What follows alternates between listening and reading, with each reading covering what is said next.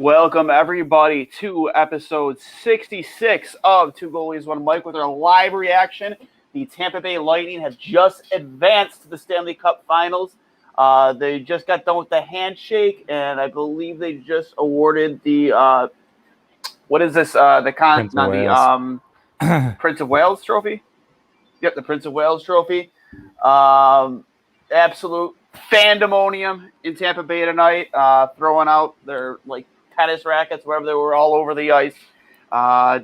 Absolutely, not the most exciting game you could possibly see for a Game 7 to get to the finals, but I would say Tampa Bay probably dominated the game from start to finish. What do you guys think? I'm joined by Sean and Malcolm from the Point Shot Podcast. How you doing? Yeah, to me, a Game 7, it has to be close. The ones that are uninteresting are the blowouts because, even down to those last seconds, something could have happened. To me, it was certainly better than a Tampa blowout. But yeah, if you're really watching the game, there were a few opportunities there for the Islanders, but it wasn't exactly close. Varlamov and their, defensive system kept them in it. Tampa is a juggernaut. I'll take my first opportunity to mention they're $19 million over the cap. Cheaters are cheaters. And when you have that kind of top-end strength, look at their third line. Just, we've been talking about some of their third liners for, potential first liners for us. They're a hell of a team. It's, and Vasilevsky, you almost just have to look into his eyes in pregame and go oh shit. Yeah. The thing that I found, he's not missing anything. Yeah, the dirty ones, it's so hard to get the dirty ones on them. And that's, of course, the Islanders' kind of bread and butter. And, of course, what so many teams do rely on in the playoffs is, just greasy, get the puck to the front of the net and just bang something home. I noticed very few, if any, of those against Vasilevsky. And I think that's one of the things that make him, the best goaltender. And he's certainly paid accordingly. Best of luck to Montreal. I can't tell you 100% because I'm still I don't want another Canadian team to win before us guys. I know Sean disagrees with me. Bring us over. Come on. Yeah. I'm too bitter to allow another Canadian team to be truly happy like that. So, it's going to be tough. It's, for this one, it's going to be a, how do I feel in my gut as soon as puck drops during that first game? I'll find myself cheering one way or the other, and then I'll really know. For me, Montreal was probably the only other Canadian market that was happy for Vancouver in 2011. There was no way any Habs, respecting Habs fan was going for Boston in that series, right? No. So to me, I have an exception in my heart for Montreal because they were there for us. I'll be there for them. Any other Canadian market can go screw themselves. It's Vancouver or Montreal or bust. And I also don't I like underdogs, and Montreal is the absolute epitome of that. And Tampa Bay is as close as we can get right now to what the Golden State Warriors were in basketball for a few years, right? Where you just have this absolute juggernaut, absolutely no flaws, top to bottom, just a perfect franchise, way over the cap, but managed to make it all work. I'm all in on the Habs wagon, and I've been all in on the Habs wagon since the Leaf series because I thought it would be so funny for them to collapse yet again, but to a historic legacied rival, and they haven't disappointed at all. They're 11-2-0 or 11-2 since they were down 3-1 in that series to Toronto. They lost more games against Toronto than the other two series combined. Montreal's rolling, and I love it. Have you seen that meme that is the epic huge dominoes, and it's Galchenyuk turns it over in overtime, yeah, and now it's Montreal in the Stanley Cup Finals. My favorite thing is that Leafs fans genuinely believe that they would be in the Stanley Cup Finals if they had won one more game against Montreal, that they think that they would have just mowed through all these teams exactly the same way, and that Montreal didn't just put on an absolute defensive clinic for 2 full rounds against some highly offensive teams. Like, now, of course, that's part of the salt that I enjoy, though, right? That they still amazing. have that glimmer of hope. Like, oh man, like this could have been us. We were this like, close. That's what'll make it, if they do win the cup, that much more painful for those Leafs fans. That they were 1 game away from because glory. it could have been us if we were just won that one overtime. To me, like, you can't say that it was almost us when you lose in the first round. Like, sorry, it was not even close to being you. Actually, you won 3 games. They won 16. It wasn't even close. I thought the series was over pretty much after they shellacked them 8-0. What was that? Would be Game 5? Was that Game 5? Yeah, that was insanity. You don't see hockey like that very often in the playoffs, let alone a conference finals.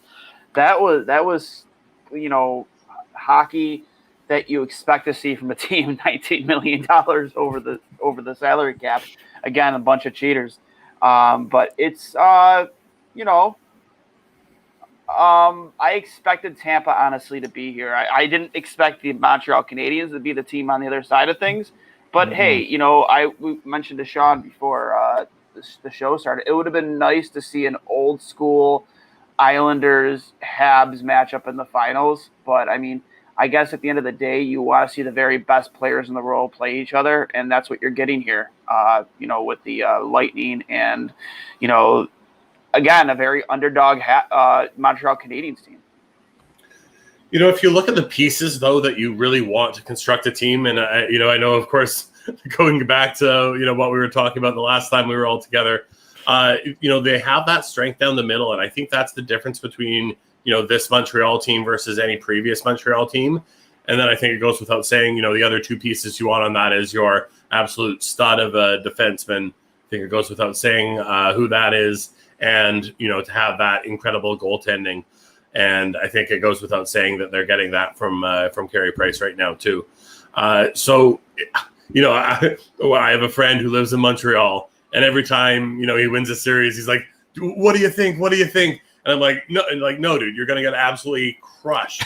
And of course, this was the big hammer. Was no, it doesn't matter what hey, like, good for you for winning against Winnipeg. That's awesome, massive accomplishment for your team. But you've got Colorado or Vegas coming for you, and like it's going to be embarrassing. Maybe Carey Price Demko's a game, and then it's 5 games. But that was max what I gave them. So I said to him this time, I'm like, I'm done doubting the Habs, and he's like, no, like this is you got to keep doubting them. This is part of it. Well, and honestly, I'm in the kind of the same boat. I've doubted them, but hoped in them every round. Like, I'm like, I would love if the Habs won, but honestly, like, how could I believe that they would? And then they go and they do it in spectacular fashion, either with an enormous Game 7 upset or a sweep, or absolutely stymieing the offense from one of the best lines in hockey, relegating Mark Stone, who I have as a top 5 player in the league, to 0s across the board. Huge shout outs to their system and how they play, because they are so opportunistic. Like, they will lure you into a trap and then pounce on you and counterattack so fast. And they've got all the weapons in place to execute that exact game plan, that they just kind of lure you into their style of play. And it's going to be interesting, because I actually think that they're fairly well matched against Tampa, in the way that Tampa likes to play a speed game most of the time. They like to play a high-flying game. They're very high-octane offense. Montreal loves playing those types of teams because they shut them down and counterattack them so well. Where they run into challenges, and where Tampa's going to be exceptionally difficult, is that they have so many weapons throughout their entire lineup, and that they have Vasilevsky in net that's not going to be giving up anything easy at any point. So it's going to be interesting. And I thought in Game 6, that was probably Vasilevsky's weakest performance. There were a few saves there I think he probably wish he would have had back, especially the most glaring one, the Mayfield goal. I even said it to a buddy of mine. I was texting first, and he was like, before this game, Vasilevsky has to be the $9.5 million goalie tonight because he wasn't in Game 6. That's why you're paying him that much. And everybody knows my opinion about what to pay a goalie. I never agree with paying a goalie more than $6 million a year. I guess there's a few goalies that, you do pay that much if you think about it. It's hard to argue against what Tampa's done with there are him exceptions to every rule, right? Yeah, but again, I've been my biggest example of why you don't has always been Carey Price. But now maybe he's going to prove me wrong there. Maybe they finally get one home. They get the cup to Montreal. I don't know, but this is going to be a fun goalie matchup to see in the finals. You couldn't ask for possibly the two best goalies in the world right now in Carey Price and Andrei Vasilevsky.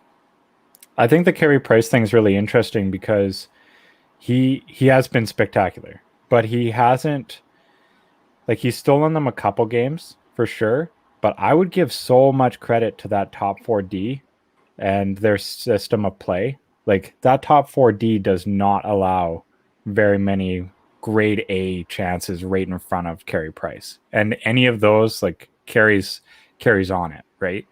Yeah. I would say how many times did you feel that there was just a high octane offense that was overpowering the Montreal defense or their defensive structure?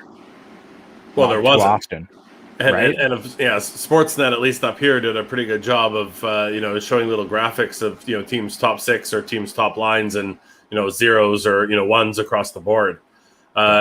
Suffocating. Your boy, Philip Deneau, he is going to get paid this summer. And, you hope that he can kind of keep this play up, but he is a 29-year-old. So to me, he's a buyer beware, but he's to me, one of the guys that a team's going to break the bank on and be happy for a couple years and then regret it on the back end.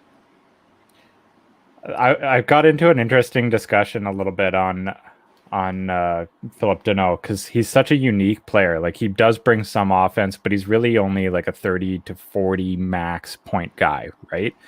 But he suffocates offense from the opposition so well that he brings the vast majority of his values from that. And I was trying to think of a player comp that he reminded me of. And in discussions, a couple names came up, like Manny Malhotra, but I think that Philip Deneau has more offense than Manny. Agreed. Guy Carbonneau is the guy who I thought of. And Jere Lehtinen out of Dallas was another one that was brought up, which I actually really like that comp as well. But he's such a unique player, right? Maybe it's just because we're on a Sabres podcast, but I'm thinking Chris Drury. Chris Drury definitely comes to mind for sure. That's Chris Drury was a guy. He was a guy that he wasn't flashy. He wasn't, but he always found himself in the right spot at the right time. Always scored the clutch goal, And if this moment for him was, I believe I think it was his last run with Buffalo in the playoffs. He got a really bad cut, right around his eye, and he was out literally one shift later. Got stitched up, came back out. Was really a polarizing player in that respect. Again, but it wasn't very flashy like we had back then with Danny Briere or Tim Connolly. But I could definitely see the comparison there. Yeah, I think that's a great comp, Malk. I didn't even think of Drury, but you're right. He would be a really good comp. I think Drury might have provided a little bit more offense, if that's fair. Because there was... Oh, for sure. Yeah. I wouldn't have said Briere is. Oh, sorry. Yeah, okay, sorry. Of course, I'd have to look it up. I don't certainly have Chris Drury's stat lines memorized. Yeah, probably a little bit more, but pretty close. Yeah, you're not going to find a perfect comp for any player. So yeah. As much as we try to get Cam Robinson. Yeah, exactly. Do you know this, Duane? If you ever have scouts on, the thing that they hate more than any other question is asking for player comps of prospects. Yeah. Really, what is this going to remind you of? Who is he going to be like? And they're like, because to them it's so much more nuanced and complicated than that. And to go like, oh, it's gonna be this guy is just like the massive oversimplification of what they do. So it's just kind of like you can, I don't know if you know, if you listen to podcasts with him, I hear like an audible sigh and anytime, especially at Cam. So I absolutely love hammering him on it. My favorite thing is that you always get ridiculous player comps. Like it's always like, this guy's the next Peter Forsberg, and then it's like, why? Because he does his shootout move, and you're like, okay. Well, did you see TSN's player comp in their last mock draft? No. They had a guy a Russian guy going 20th to Boston, and the player comp, Pavel Datsyuk. Like, really? I retweeted it. I'm like, well, shit. Maybe this guy should be going first overall. Why is he slipping to 20? One of the most skilled players of all time. Yeah, he's going 20th overall. Like this player that I'd add to my team. I think I may take him higher than 20. Yeah. I'd say there's like maybe one guy in the whole league right now that reminds me a little bit of Pavel Datsyuk, and that's Pettersson. But that might be a little biased. I mean, Pavel Datsyuk, his hands were so magical, man. Just you see some of these shootout goals he used to have, man. The only player, in my opinion, that I could think of hands wise would probably be Kane, right? Like Kane can stick handle, like literally. I know it's cliche, but the guy can stick handle himself out of a phone booth. Datsyuk could too, and just did magic with the puck on the ice. It was just like, even if the team is bad, you go there to show up to watch that guy and see what he could do. Oh, yeah. That's how exciting of a player Pavel Datsyuk always was, man. I loved that. I think it was even today, somebody was recirculating the clip of Pavel Datsyuk just eliminating Logan Couture with a few dekes and just sending him right on his ass in the corner. And it was like, this was Couture's birthday. Welcome to the league, buddy. And I was like, ooh, wow. Like he made him look like he didn't belong in this league or the league below. Datsyuk just had ridiculous skill sets. It was just, I don't know if there's many other players that were as much of a treat to watch in the defensive zone. Like not even on an offensive rush, and you'd just be dazzled by what Datsyuk was doing. Well, yeah, that's why I wouldn't make the comp ever, but on the offensive zone and the hands, obviously our boy Bure too. Those kind of quick movements, it's one thing to be able to skate that fast, but to be able to process that fast, there's only a few among them, of course, Connor McDavid as well. I was just going to say, yeah. Why do we forget that one? Well, I was going to say McDavid. I always forget about McDavid. It's harder here in the Pacific Division to forget about him. I'll tell you that. I wish we could. So, Duane, what's going on in Sabres land? What's the latest? What? You mean you don't want to keep talking about Stanley Cup final predictions and you want well, we made them. You really want to dig right into that? I mean, I'm in a celebratory mood. Habs are in the final. This is good stuff.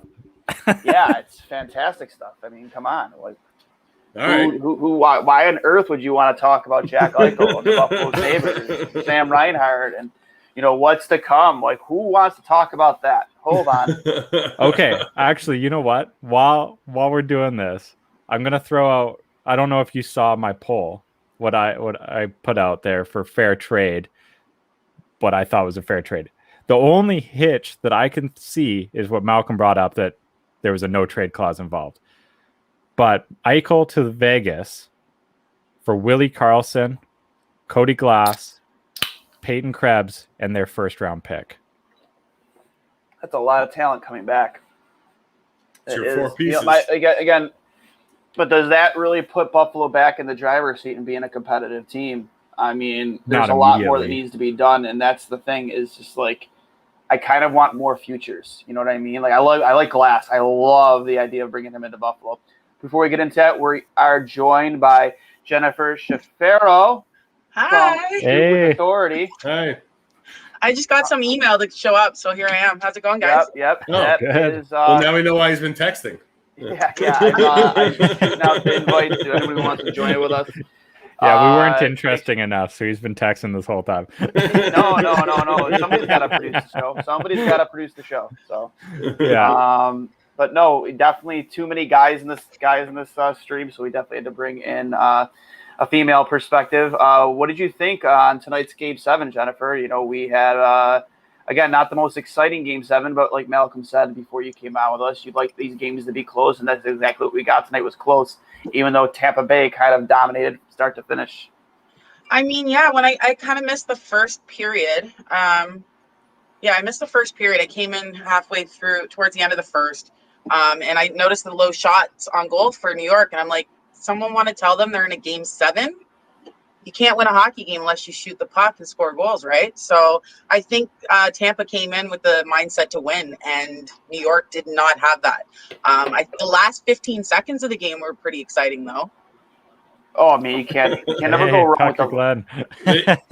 And that's of course the key to the close game, is that even down to the last seconds, of course, it can be exciting.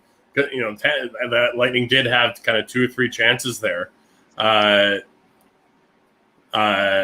Sorry, getting sidetracked by what's going on at the bottom. It was a point that I made in our little group chat when we were discussing that proposal. But anyways. You didn't really miss too much, thankfully, in the first half or the first period. But you're absolutely right. It seems like the Islanders were playing not to lose. They're like, okay, the longer we can make this a 0-0 game, the better the chance we have of winning. And of course, as you said, Tampa Bay came in guns a-blazing to win that game. And, with Vasilevsky, sometimes you don't need many. It's true. Do we have any Tampa fans in here or New York fans in here? What's going on? Oh, no, not at all. Of us, we're both Canucks fans. Yeah. We do have an Islanders fan. We do have we can't see him. I'm pretty sure he's shamed right now. My bad. Rob Ryan from Trainwreck Sports has just joined with us from Islanders Nation. Again, can't see anything. Buddy. I don't know what's going on over there, but Rob, thanks for coming on. No problem. Yeah, you can't really see him in a car, but yeah, I can hear you guys. Awesome. Just so keep tell me your how eyes on the road. I know you. Yeah. How are you taking it? Don't worry about the video. Don't. We're good. Don't. We're good. Yeah. Again, we've been kind of riding this train of the Islanders here at Trainwreck Sports because we're kind of living through both Rob and Katz, even though I give them a lot of shit throughout the season about boring hockey this, boring hockey that. But hey, they win. They win with that system under Barry Trotz. And what is your reaction to this right now? Because obviously, we've been living through you guys. Just curious on how you guys are feeling right now. Yeah, I mean it's painful right now. I mean I'll eventually get over it. I mean we did not think when Anders Lee got hurt in February or March, we did not think we'd make it back all the way back to the 1 win away from the Stanley Cup Finals. Even more than we did last year. It's painful right now, but I mean, you can't be mad with how this team has turned around the last 3 years. 3 years ago, we were at one of our lowest points. We bring in Lou Lamoriello and Barry Trotz. We lose John Tavares, and look at us now. We're 1 win away. We were 1 win away from the Stanley Cup. Next year, we'll get our captain back, and we'll see what happens next year in a complete season. And I mean, hopefully, we can get back next year. But we're with a new stadium next year. It's a bright future. Yeah, it's hard to argue with that. Or Long Island.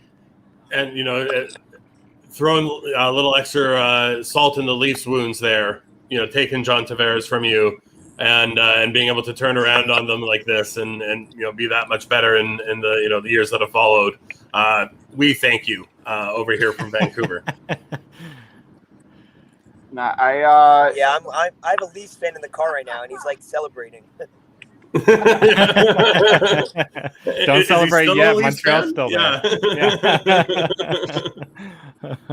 Oh yeah, it's again. It was it's been difficult for me. I'm not a guy who can really stay up late.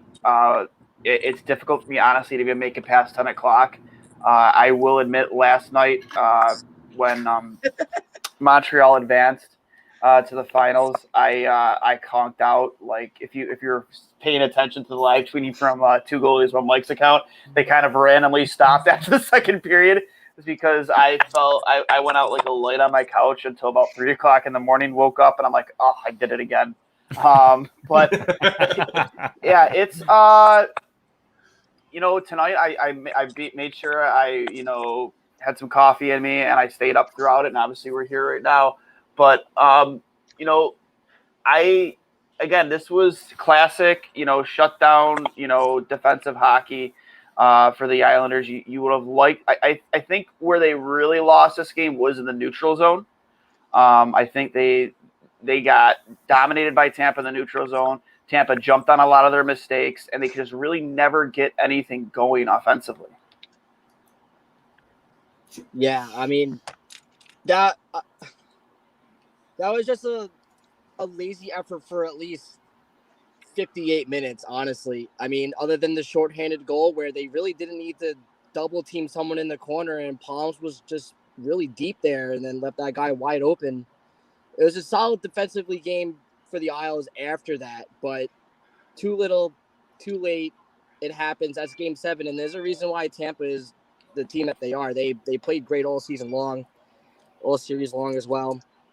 And Vasilevsky's one of the best goalies in the league these last couple of years. So, give credit where credit is due there. That guy just sees every puck. And it was really tough for us to get anything going in the neutral zone, like you mentioned, Duane. And they were just very aggressive all over the place. There was really no urgency from us in the blue and orange tonight. But like Rob mentioned earlier, you got to really be proud of how far this team has come in the last 3-4 years. And if I'm anyone thinking of anybody looking for a team to play on, these last couple of deep playoff runs with the brand new arena, Long Island could be a destination for a lot of free agents in the next couple of years. You guys have awesome ownership that's come in as well. Like I think your guys' ownership has really made a huge difference in the direction of the club going forward. The arena, like all of that. Like I loved seeing the video and pictures of him out partying with fans and stuff, That's just awesome. out front. Like that's so cool. That's awesome. And yeah, when they used to go play in Brooklyn, you used to be able to catch Ledecky on the trains with fans, taking the trains to the games and just chatting with them and just hanging out and just being a part of it all. And that's really cool to see. It's awesome too. And then, you got John Ledecky's daughter, Katie Ledecky, about to tear it up in the Olympics. So that's really cool as well. Yeah, it's it's definitely night and day between Islanders ownership and Sabres ownership. That's for sure. I mean, we get quite the opposite. Where they love to be in the spotlight when it comes to the Bills, but when it comes to the Sabres, it's just the complete polar opposite. You would wonder where the ownership is. But you guys have a lot to be optimistic about. Really nothing to hang your heads about. Obviously, this is going to sting. Mm-mm. But 2 years in a row, you were there. You were right on the cusp of it. And, I think you'll be right back there again next season. Obviously, just make a few moves and another off season where I think there'll be value. There's value to be had in free agency at a team-friendly pricing. So, those moves are definitely going to be there. One guy I think you should be after that I wish Buffalo go after, but, currently with the state of affairs in Buffalo, I don't see it happening. Blake Coleman would be a perfect fit on your team. UFA. I could actually see the Islanders go after Blake Coleman because we lose Casey Zekas this year. And who knows if we're going to re-sign Casey. So that could be a destination for Long Island also. 100%. Cats, how do you feel about that? I mean, we have a very tight cap situation. We have a lot of things to figure out before thinking about adding on a few new players. We got Beauvillier looking to get re-signed. We have Ilya Sorokin looking to get re-signed. We got the expansion draft coming up. Who are we going to lose and to what and how? And a lot of things that need to get put in place before thinking about who we're going to bring onto this roster. Yeah, but I mean, you're also assuming that you're bringing everybody back. You're probably going to lose some salary here or there. And Blake Coleman looks like a guy who's probably going to take home probably around $4 to $5 million a season. Mm-hmm. I think he definitely gave himself a little bit of a raise in pay, but again, it's a stagnant cap. Guys like him aren't going to get as much money on the open market as they would in a normal free agency landscape. So there's definitely going to be some value in some of these contracts that he signed. They're going to be very team friendly. Now he might if he has 2 rings. That's true. If he's got back-to-back rings, that's true. There's going to be 32 general managers all wanting to sign Blake Coleman. Yeah, and unfortunately, I don't think Buffalo is going to be anywhere near in the running for that. And I love the game he plays. It's such a hard nose, in your face style. He's physical. He can score. He'll put his face in front of pucks to block shots. It's just there's nothing to dislike about Blake Coleman's game. What is the Islanders' plan? If I'm not mistaken, you currently have $16,000 of cap space going into next year currently. Correct. Yeah, you're definitely right, but I'm thinking we lose one of our big contracts to Seattle, hopefully. So that's just clear up 4 to 5 mil. Hopefully we maybe buy out Leo Komarov or possibly buy out Andrew Ladd, because the 3 people we need to sign are Sorokin, Pellich, and Beauvillier. We don't have a team if we don't have those 3 players on our team next season. So it's definitely something that Lou Lamoriello's going to have to figure it out. And if he could possibly re-sign Palmieri, I mean, this team could be pretty good next year. But Lou Lamoriello has a lot of work to do, and hopefully he's not going to be sleeping. Is there really that much work to do, though? Like, look at the Islanders in the past few years in the postseason. They're kind of like knocking on the door. They're getting closer and closer each time. You don't really want to change too much in that dynamic. You want to find maybe a small piece here or there, but essentially, like, we're talking about the Islanders, right?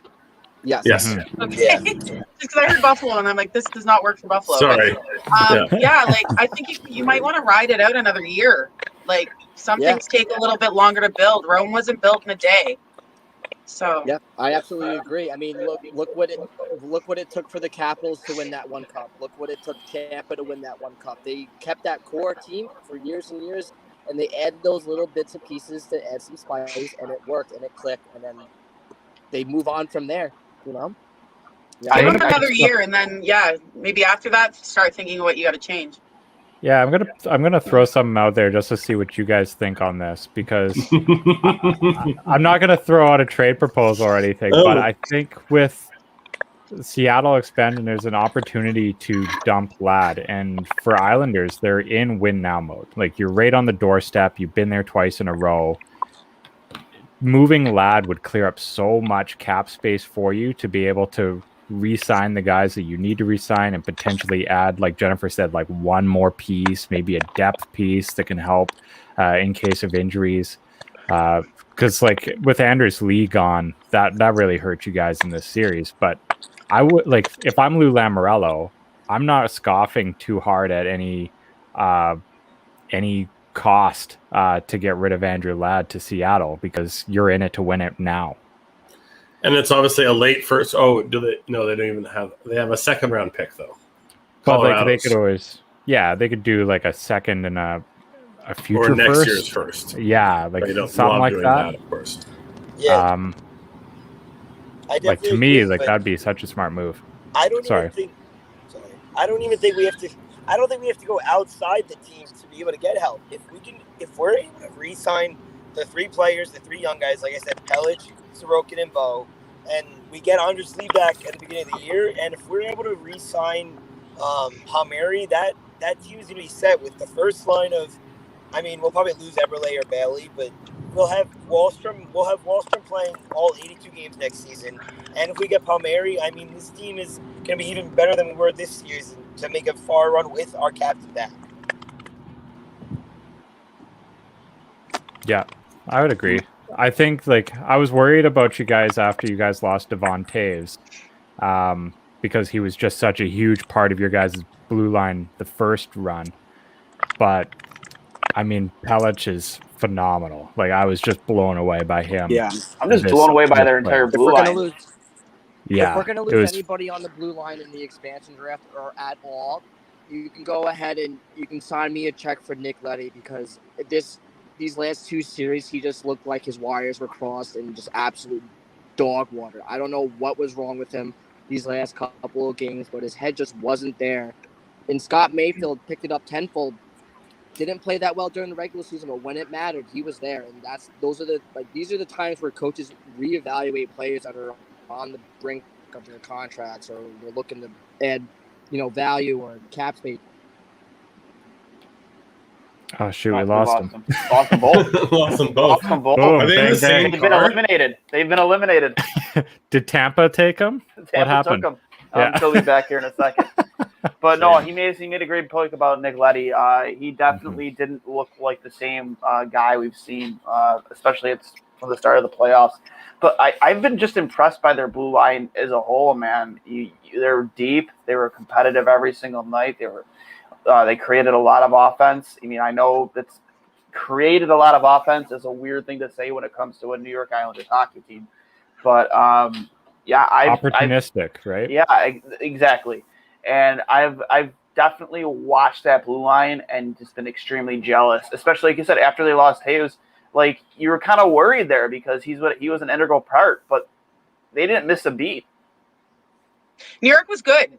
A lot of people complain about how boring their style was, but me as a coach myself, I kind of like that, and I call it color by or paint by numbers. Essentially, it's basic style hockey, and it worked for them. They had teams coming at them more physical, but they still got through it. I mean, at the end of the day, New York was a good, solid team. Not the most exciting to watch, sure, but I mean, scrums and fights don't win hockey games necessarily. You know what I mean? It's playing smart. And I enjoyed watching them, to be honest. I was kind of hoping to watch Vegas knock them out in the Stanley Cup final, but I think Not they're on the minority Habs at least. wagon, are you? Not on the Habs wagon? what's that? Not on the Habs wagon? I am now, Okay. Okay. but At least you're here I have now. deep love Yeah. for Marc-Andre Fleury, so Yeah. loyalty enough. goes. Yeah. He's like Yeah, the most Flower's likable awesome. guy in hockey, isn't he not? Like, I mean, he's up there. He's definitely up there with Joe Thornton for sure. Like, how can you not like Flower? He's such a good guy too.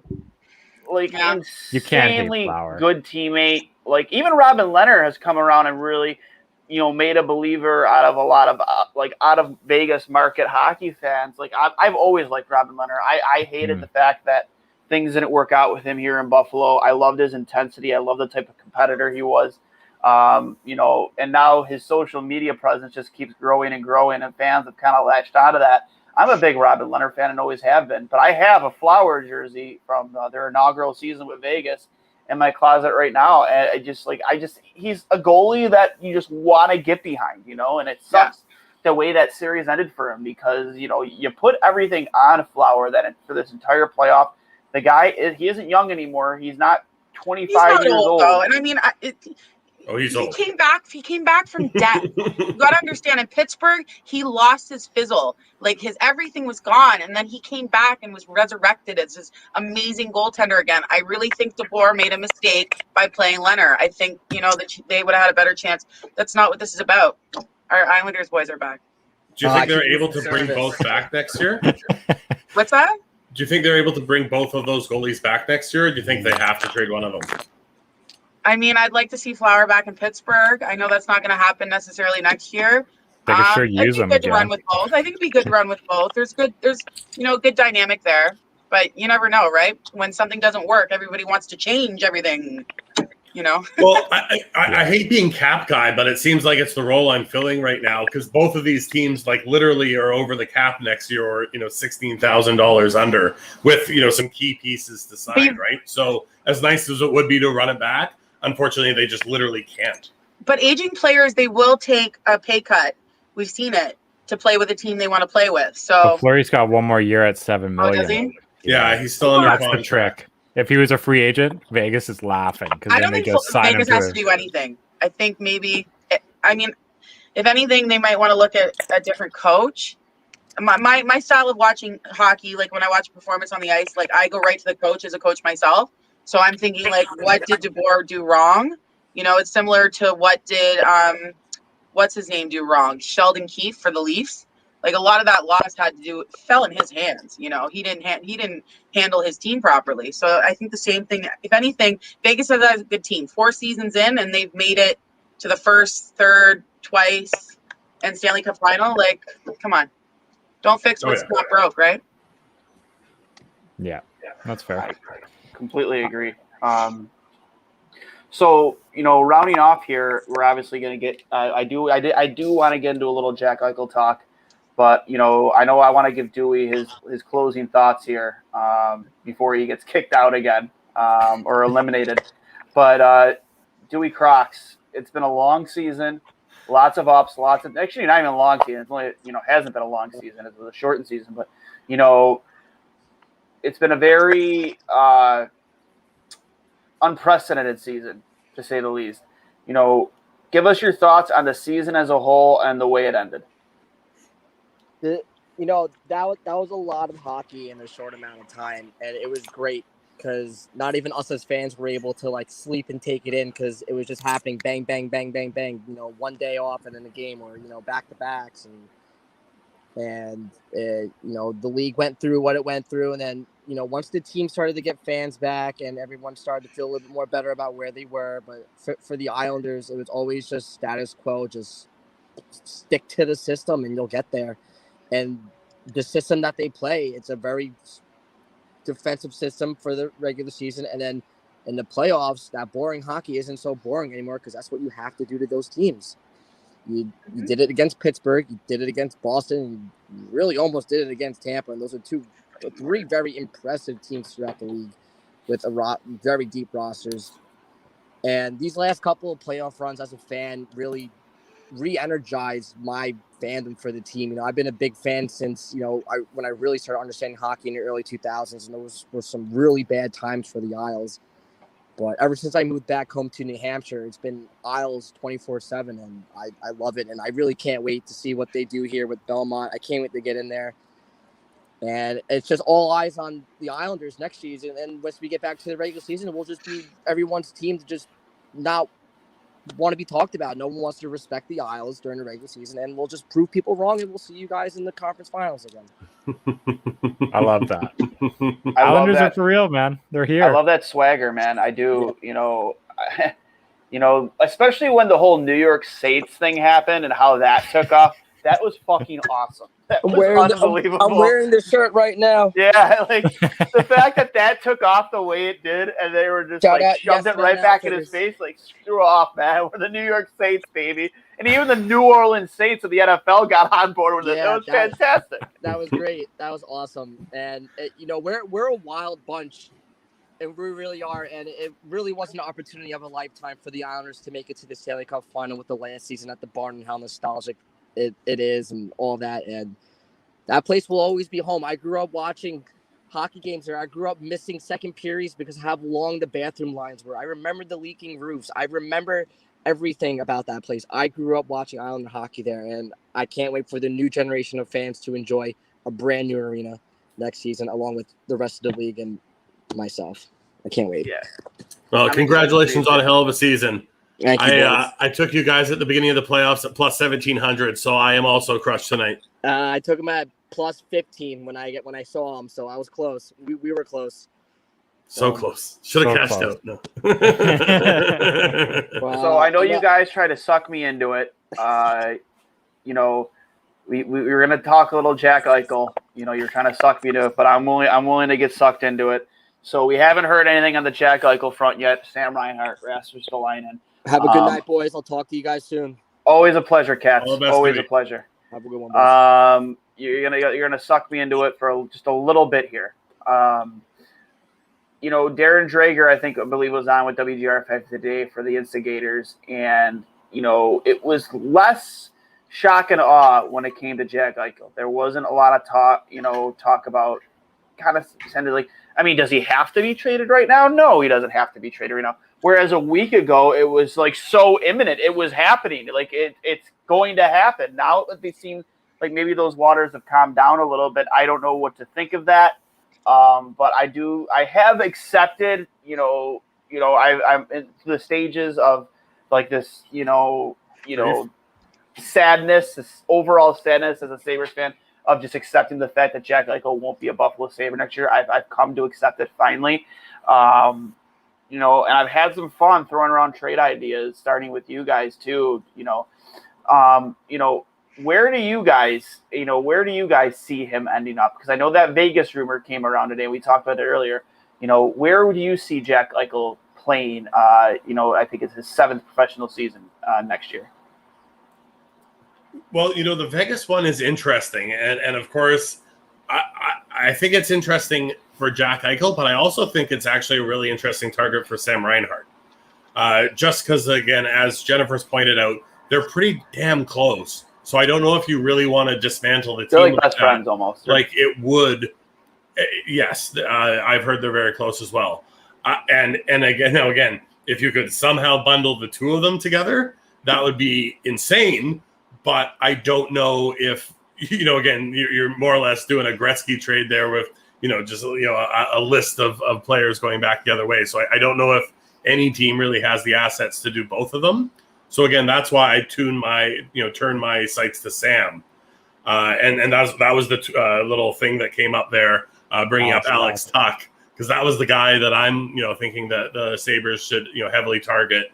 Duane being the key that he doesn't have a no movement clause, and comes in and can play on, a top right line wing, and then again, of course, also get Cody Glass, and then the first round pick. He's from the area too. Alex Tuck is from the area.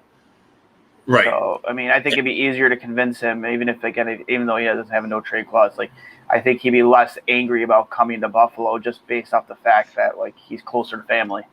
And now I saved this for the end, not to upset Jennifer. But then the other thing is, I think that they should also see if Marc-Andre Fleury would waive to go to Buffalo. No, because I don't know if they have the cap. Again, he very well may not, and of course, then it's a dead issue. I could see him going somewhere, but not to Buffalo. Totally fair, right? Yeah. But again, of course, that is the cap dump that Vegas needs, and of course, gives you that extra goaltender and a real culture carrier, and of course, replaces that leadership that you eventually also lose when you trade Jack Eichel. So I was just wondering, of course, if you thought about that one at all. Fleury. I mean, I'd love to see him in a Sabres uniform. I think he would look phenomenal in blue and gold, especially with his pad set, his equipment setups Those over the pads years. would be unreal. That may matter to him. Yeah, I think that alone is just worth trying to find a way to get him into that deal. But I just don't see him wanting to come to Buffalo. He is 36 years old, I believe, and if he were, is he older than that? No, I want to say he's 35 or 36. He's 35, I think. I should know that. He's right around that age, and whether he's staying in Vegas or if he does accept the trade somewhere else, he wants to go somewhere where he has a chance at one last cup. Because time's running out, and that might be Vegas, though. I'm not saying. Oh, it definitely could be Vegas. 100%, 100% it could be Vegas. And I think, to me, up until that Fleury moment, that he's 36. Was serious decider. I think that would have been the move, is to move out Leonard, this offseason and ride with Fleury and then figure out the goaltending situation and, after the next season. But how it finished, again, I don't know if they do want to go back. But again, unfortunately, absolutely, if they could just run it back with their current team, that is the option. But they're already over the salary cap, so they literally can't. Sorry, don't ignore my ignorance here, Duane, but is Buffalo's problem really roster, or is it something? Everything. You got to look at the talent they've had over the years, and they can't put it together. Jack, I mean, he's a phenomenal player, and I don't know how to say this without sounding like a complete jack off. Look at me, okay, calm down, Jen. I think Buffalo needs to start looking in the front office before they start trickling down to the roster, because you look at these players and you can put together any of. Am I upsetting you? I'm so sorry. You're teasing me. No, you're fine, because everybody knows what I guess we can call it my shtick. I think your owners are idiots, and I think that they need to find someone that might like hockey more, that will actually kind of put time. I mean, I feel like such an asshole right now. No, you're not. Listen, you've had so many good players over the years, and it's like, why are you? It's kind of like, look at, not to the extent of, but look at Edmonton. I mean, they should be doing a lot better than they are with McDavid. Like, he's a generational player who can't, make his team better, like Sidney Crosby can. But I mean, Buffalo just. Is it something in the water? I'm just 2 hours north, so don't hate me. I don't know where you are, but I'm in Toronto, and it's like, what's going on, Buffalo? Like, why can't you make Jack happy? He's a player you want to make happy. Listen, why can't you get Jack off? She is barking up my tree. She's rubbing my belly in all the right ways. And my life is ticking right now. Oh my God! Listen. Duane wants them to buy right now. He wants them to buy all in. Absolutely starts at the top, without a doubt. Don't get me wrong. The onus has to be on the players. But listen, since they've bought in this hockey team, they are on their 5th head coach, their 4th general manager. How is any roster supposed to have sustained success with that kind of turnover at those positions within the organization? They haven't been able to get it right. They haven't been able to get it right. They got it right with one swing at the Bills. They got lucky. And you want to know what? This city would be ready to run them out of town right now if they didn't get lucky with the Buffalo Bills, because the hiring of Sean McDermott and Brandon Beane takes a ton of pressure off them as owners, because they can let the football people they hired to make football decisions make the football decision. Whereas with hockey, it's not like that so much. You don't have a president of hockey operations. The president of the team is Kim Pagula, a woman who has zero experience. Again, this isn't me trying to I know I'm on my soapbox all the time, but the woman has no experience in running a sports franchise. You have none whatsoever. Yikes. Hire hockey people to make hockey decisions. I don't understand. Or people that like sports more than money, maybe start there. You can pay them cheap because they're happy to be there, but. This is why I like Mark. Sorry to interrupt. This is why I like Marc-Andre Fleury so much for the Sabres if they can make it work. Right? It's not happening. Get over it. I know, but if you can sell it to him, what you can do again for another franchise is take them from another garbage feeder. There's look at the pieces here. What we need is a guy who knows how to win and it can take us there. Because of course the goaltending hasn't exactly been spectacular, and that really hurts. Team that's trying to get out of the basement. I think Duane hit it on the head, when he said how there's been such a turnover with the coaching staff. Yeah. Chemistry isn't just on the ice. Chemistry is with your coaching staff. You're going to get the best out of your players if you give the best of yourself. And that doesn't just happen in 5 minutes. It's like some of my Calgary Flame friends had to slow that down. They're all up in arms over, Sutter and this and that. And I hate the Kings. I was a Sharks fan. 2014. I'm still not over it. But you got to give them a little bit of a chance. So in Buffalo, how do you do that when you've got your coaches out of the water flopping around like a fish? You got to give them some time. It's important. Well, Ralph Kruger was possibly one of the worst coaching hires you've ever seen in the history of this franchise, and you hired a guy who, he was a player coach, but he also had been away from the game for over a decade. The guy hadn't coached since pre-lockout, and it just seemed his style of coaching, it just really neutered the best qualities of this hockey team, which was just the offensive capabilities of guys like Jack Eichel, Rasmus Dahlin, who is expected still to be a defensive prodigy.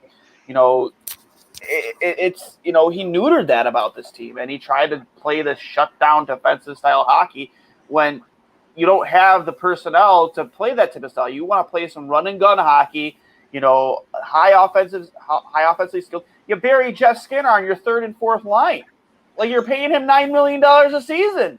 He just got 2 seasons ago scoring 40 goals on Jack Eichel's wing, and the first thing you do is take him away from Jack Eichel. And then when it didn't work on the second line with Marcus Johansson as your second line center, who doesn't even play center, you bury him on your 3rd and 4th line, and then you scratch him. I wonder why it's his own fault. No, dude, it's your fault. He's a 5-on-5 goal scorer.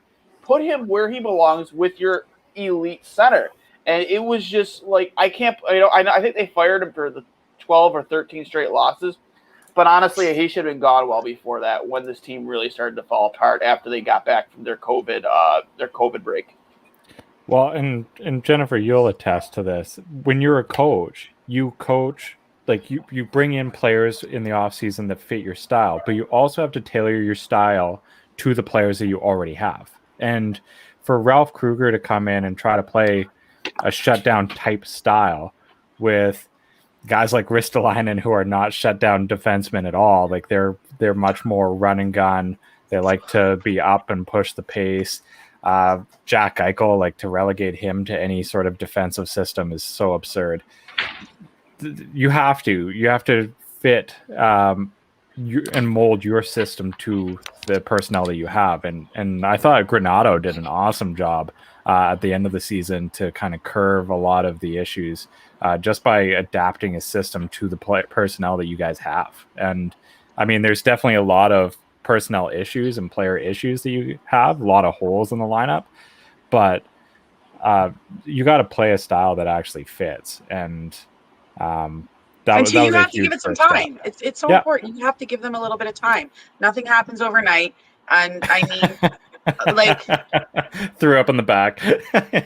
I mean, I think at the end of the day, you should be more concerned about making your stars happy.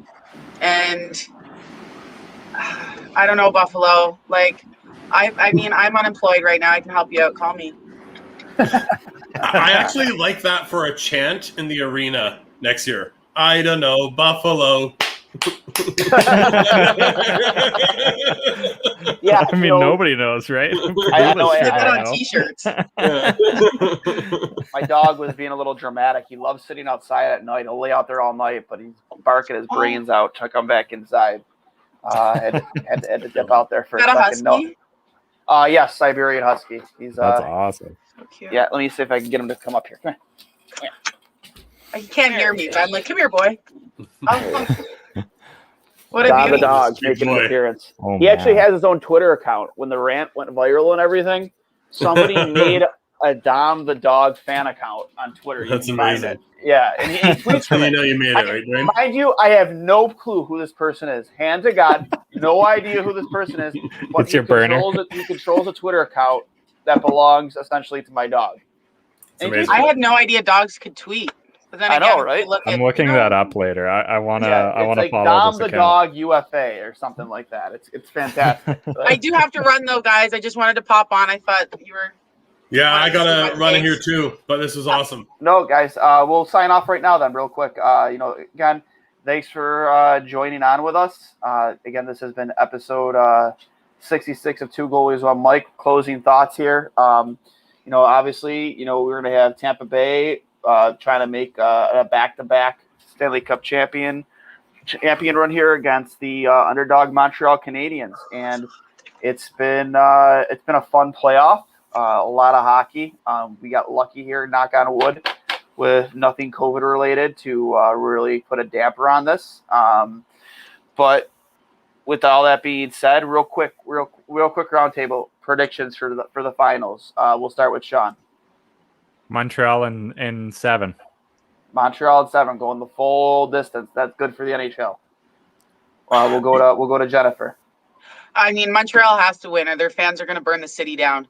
So They might let's either go way. Montreal in Yeah, 7. You know what? right when they Montreal win, in 7, 6 or 7. I'm going to have to, I think, help my friend in Montreal out and say Tampa in 5. In part because, again, I don't want this whole, well, hey, look, if you just have to make the playoffs and then anything can happen narrative, especially here in Vancouver, that I'm legitimately feared about due to our general manager and owner. So for that reason, I think I'm going Team Dynasty in Tampa Bay. Team That Dynasty in Tampa Bay. needs to be squashed because that is so disrespectful to Montreal. Like, Montreal is legit a very, very good team. But Sean, that's the narrative that's going to come, right? I know. I agree. It's so Montreal- stupid. They Montreal's didn't a just great squeak team. in. They were a good team. They were a very good team. They that were very not a deserves good to be team. here. What are you talking about? They barely made the playoffs, and then they just had more heart than any other player. No. Hear me They out. were Hear a me very out. good team. I'm getting in She trouble had to for go. being loud. She's coming They in were with not that. a Sean, we're fighting. They were not a good team. They eased in, but they're a better playoff team. And Carey Price played lights out. There's two different sports here. You've got regular season hockey. You've got playoff hockey. I agree. Totally The two only different issues things. that they had were 3-on-3 overtime and shootouts. That's where they struggled in the regular Playoffs season. comes to They heart. dominated Lots in of 5-on-5 play, and that's all Be the playoffs stall. are. 5-on-5. They have the pieces that you need to win a Stanley Cup team. I don't know how many teams, if there are not many, that don't have 2 stud centermen, a franchise D, and incredible goaltending when they win a Stanley Cup. Since the lockout, if there are any, they're 1 or 2. Yep. Now it's best out of 7. This again in situations like this, it very well could come down to goaltending. who has the better goaltending. I know that's an easy cop-out thing to say. It is a cop-out, but it's true. It's 100% true. It's so true. And, you have possibly the two best goalies in the world in Vasilevsky and Carey Price going head-to-head. I mean, this podcast is called Two Goalies, One Mic. What better ending for us, at least, could possibly be than Carey Price versus Vasilevsky? Chef's kiss, exactly. And a couple clicks though for the goalies that are here in the finals for sure, because if Montreal is going to get it done, it has to be this year, right? Carey Price isn't getting any younger, and that $10 million cap hit isn't getting any easier to swallow. You can't all be like the Lightning in the playoffs where you're $19 million of the cap and get away with it. You have to find a way here to win this if you're Montreal, because like you said, they might burn the city down if you don't. Even though they're kind of lucky to be there to begin with. I think it's happening no matter what. If they win, Montreal's on fire. If they lose, Montreal's on fire. You ever see the movie Semi-Pro? Yeah. Yeah. It's like after the what did they call the last game again? Oh shoot, I know this too. What was the city they were? The Flint Mega Bowl. The Flint Mega Bowl. After the Flint Mega Bowl, they win to get fourth place, and they're tipping over cop cars and shit all over. They're losing their mind, even though they really didn't win anything to begin with. It'll be like that. Absolutely, just cops. That's tipping Montreal's over favorite movie. Oh yeah. It's going to be fantastic, but regardless, they've already tipped a police car just to get to the Stanley Cup final. They've already flipped a car. And they're trashing the city. It's like, what happened? Hey, easy Vancouver. I mean, I know you get excited. I know. Sometimes it seems like maybe people are planning on rioting whether or not they win or lose. Maybe it's a planned riot, not really anything to do with the hockey game. Twitter. People just want something. They just want to cause problems. It's like that. It's like that one quote from The Dark Knight. From Alfred. It's like when he was questioning, why people do the things they do. It's like some people just want to watch the world burn. Yeah, it's really what it is. It's nothing about sports. It's all about watching the world burn. There are fans in Montreal who are going to be there, win or lose, ready to throw Molotov cocktails and with a brand new Canadian jersey on. It's just gonna be an excuse to get rowdy. And I remember when the Eagles finally, when they won the Super Bowl, they were preemptively knowing that they were gonna lose their minds. They were putting grease all over the telephone poles and stuff like that because they knew people were gonna climb telephone poles. They were trying to grease them up. That was like the Raptors parade. People were actually doing that. Oh, the Raptors parade was nuts. That was. I wish I was in Toronto for that. No, we're in Vancouver. I wish I was there for that because that was. We don't know much about parades here in Buffalo, unfortunately. So. Neither do we in Montreal Vancouver. hasn't been to the finals since they won in '93, so it's going to be chaotic. Unless the Blue Jays win a World Series here in Buffalo, I don't know. Do we do? Shot. Do we still have that picture? No, we still have that picture. Hold on. All right, I got to run. This is awesome. Enjoy yourselves, everyone. Have a great night. We'll sign off on that right there. 3-1 lead. And we stole your baseball. That's beautiful. I love that you just have that on standby. And then we stole your baseball team. That's okay. When's the last championship you won? Exactly. In 1967, though. So we're just gonna brag about that. I'm not a Leaf fan. Oh, okay. I wasn't sure. Yeah, we have zero. We have zero championships. Okay? I know. Us, we're talking about professional lacrosse, indoor lacrosse, and we have a couple there. But unless you count the CFL, we've got that doesn't get you. Indoor lacrosse doesn't get you a parade. It gets you It might be they mention it in the local newspaper. That's about it. They're really, really proud of you. That's what it ends up as. So before we run into the same situation we had last time, we had had you on, Sean. Sign off on this. My prediction is I'm going to take Tampa in 6 just because I just think that team's too good. Hopefully, I know Kucherov played tonight. He won't be 100%, but he'll have a few days to rest his body and get ready for the finals against the Habs. That team is just so good. It's just so good and so built to win a championship. And I've always, personally, I can't root for the Canadians just because last year I sent out a tweet that I refused to delete about Carey Price and that Montreal will never win a Stanley Cup if they're paying their goalie $10 million a year. So I have to stick to that. So I can't go again. I can't change my mind on that because I'm so against overpaying goaltenders. So, and I think I mean, is he Vasilevsky- getting paid that much more than Vasilevsky though? Yeah, but again, $19 million over the Yeah, but look salary at his cap. resume. Huh?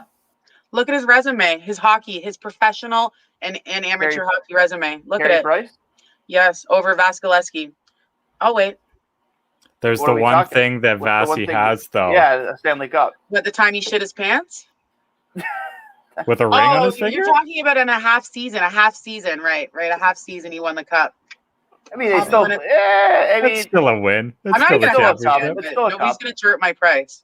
it's still gonna cut. I'm not chirping Price. Don't get me wrong. I think Carey Price is one of the best goalies in the world. Top 3. It's just when you're building a team.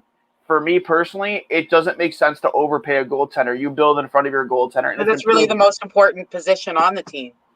And I would say franchise center before 2 I say goalies and a goaltender. mic. Who's the goalie here? Right here, and I disagree. Goalie here. We had the best goalie in the world, the best goalie that ever lived for how many years, and it got us nowhere, didn't it? We got to the finals once with him. Hasek. Dominic He's my Hasek. favorite goaltender of all time. Huh? Nothing.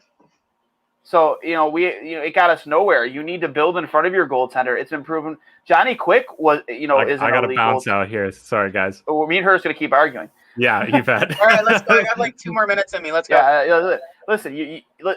You have Johnny Quick, who wasn't always a goalie who went out and won Vezina trophies. He was a great playoff goaltender, but I wouldn't put him in the upper echelon of goaltenders. He just turned it on in the playoffs. I wouldn't say he was elite. I wouldn't say that Crawford was elite. He's got 2 cups. Antti Niemi has a cup. Last year, Anton Khudobin got to the finals. Guy out of nowhere. Even Marc-Andre Fleury, who I love, don't get me wrong, I think he should be in the conversation for Hall of Fame. But early on, he had a phenomenal team in front of him. Look at the team he had in front of him. Yeah, I'm aware. Chris Osgood. Was Chris Osgood an elite goaltender? No, he wasn't. But how many cups does that guy have? Okay. Because he had an elite team in front of him. You build in front of your goaltender. I still think it's important that you have a good starting goaltender. I mean, I'm not disagreeing. I'm coming off of Pittsburgh with 2 backup goaltenders. Why didn't we make it through round 1? Because you can't win with garbage in that. Absolutely not. But I think you really handcuff your team in the long run when you pay. Okay, again, look at Florida. Bobrovsky is making $10 million a year. Now he didn't even start he wasn't even their full-time starter in the playoffs. Spencer Knight and Driedger started over him. He lost his job twice. So you're a goalie, right? You're a goalie. 100% I'm a goalie. Yeah. You know how hard it is to be a goalie and have that pressure on you, but there's also also an element that goalies give that's not just on the ice. It's that composure and it's that confidence and it's that faith in your team. Absolutely. So when you're looking for a goalie, you want someone that has the composure on the ice that can still keep that composure after a loss off the ice. That 100%. Is what you pay for. So for me, still at this point, I've never played goalie except for on the street. Yep. Goalies are important, and you want to treat them good, just like you should be treated. But paying your goalie $6.5 million is you're still treating them fairly. I just again, would you work harder? Would you work better? Would you work better if you were getting paid more? Would you give a little extra? If you're not going to work as hard, to win, because you're making a few $1 million less than you think you should, then I don't want you on my hockey team, plain and simple. Well, no, of course. Then you're not playing for the crest on the front. No, you're not. But you even said it, 20 minutes ago, that Montreal didn't deserve to be there. They got lucky. But now that they're in there, and again, once you're in the playoffs, anything can happen. But would that money be better spent for sustained success, more sustained playoff runs in the future, if you're spending that money on more pieces to your roster and still having a great goaltender? I can build a team. I can build a team with smaller pieces. I just need the right coach that's going to handle them and manage them better. So yes, for me as a coach, I'm looking at my goaltender. I'm going to stand firm on that. I just can't agree with paying a goaltender that kind of money, and I think that's going to really hurt. Again, I know it's a small market, it's a garbage market down in Florida, but how you're going to pay Bobrovsky $10 million a season to sit on your bench? No. That's an untradeable contract. But he's not the type of player that I would pay that much for. There's other, But but This is they a whole are. other episode, and I'm losing time here. And I'm Yeah, 100%. But let's they are. pick up on this another time. We'll do a little goalie one-on-one off. Absolutely. I'd love to. Absolutely. But again, that's what they're paying, and chances are Spencer Knight's your starting goalie next year.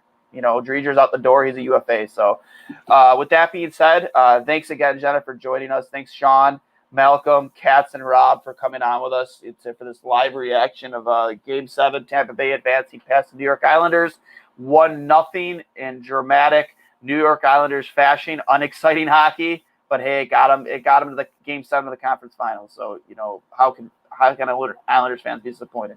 With that being said, this is episode 66 of Two Goalies, One Mic. Make sure you subscribe to us on YouTube, Twitter, Facebook, Apple Podcasts, Spotify. We're on all of it. So, and make sure you go to manscaped.com. 20% off when you use the code word Trainwreck, TRAINWRECK. 20% off your entire purchase plus free shipping. Get yourself a Lawnmower 3.0 for all your shaving needs. It's waterproof. You can use it in the shower if you're in a hurry on a hot date. Got to use it quick. And it's got a built-in flashlight for all your edging, making sure you got everything straightened out when you trim your beard. So with that being said, again, thanks, Jennifer, for coming on. We will definitely have you on again to continue this goaltending conversation. But again, this has been episode 66 of Two Goalies on Mic. This is our 5th time signing off. This will be the last time. So you guys enjoy your night, and let's go Tampa Bay. Oh my God.